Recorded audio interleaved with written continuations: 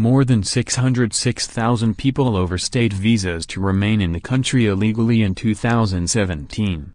The Department of Homeland Security estimates that 606,926 people overstayed their visas in fiscal year 2017 to stay in the U.S. illegally, or 1.15% of more than 52.6 million people who were supposed to depart the country by the end of last year.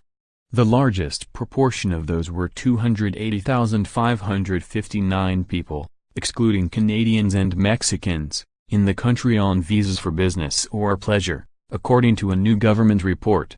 Among those, Brazilians had the highest proportion, 31,912, of people believed to still be in the country illegally, followed by Venezuela, 29,419, Colombia, 21,070, China, 16,225, and India, 12,498.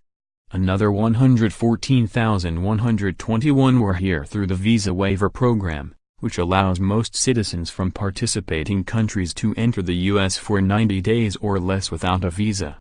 Visitors from the UK were the biggest offenders in that category, with 23,231 suspected of still being in the country by the end of the fiscal year. France was next with 14,406, followed by Spain, 11,850, and Italy, 9,043. In addition, an estimated 93,073 of the overstays were from Canada and 47,537 were from Mexico. The report also found 39,074 people remained in the country illegally after entering the country on a student or exchange visa by the end of FY 2017. Among those, the highest proportion came from China, 6,673, followed by India, 2,833, Nigeria, 2,172, South Korea, 1,601, Brazil, 1,465, and Saudi Arabia, 1,445. The overall numbers represent a slight decrease in total numbers from FY 2016, when 628,799 people overstayed, representing 1.25% of the 50.4 million who were supposed to depart the country that year.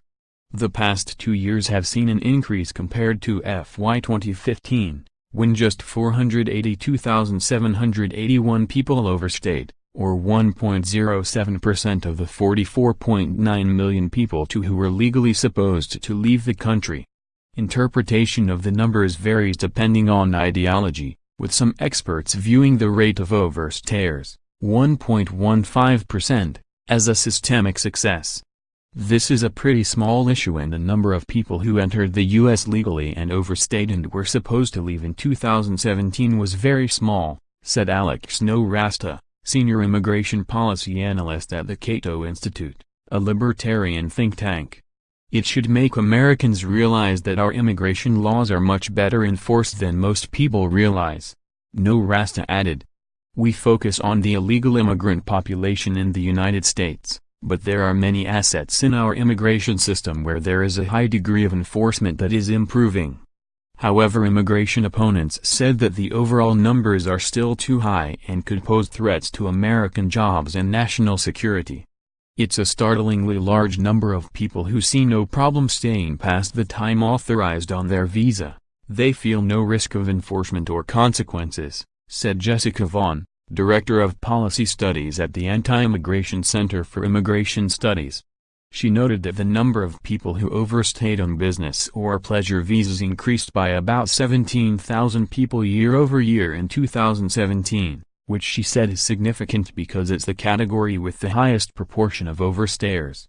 If the huge share of the people who get the visas are not complying with them, we shouldn't be issuing so many in the first place, Vaughn said. The government is using a new multifaceted approach to deal with the issue of overstays that includes methods to better track people here on visas and remind them when it's nearly time to leave, Department of Homeland Security officials said in the report. Those efforts include improving entry and exit data collection and reporting, notifying visitors when their visa time is almost up, canceling travel authorizations and visas for violators, recurrent vetting of many of these visitors, and apprehending these so-called overstays who are still present in the U.S.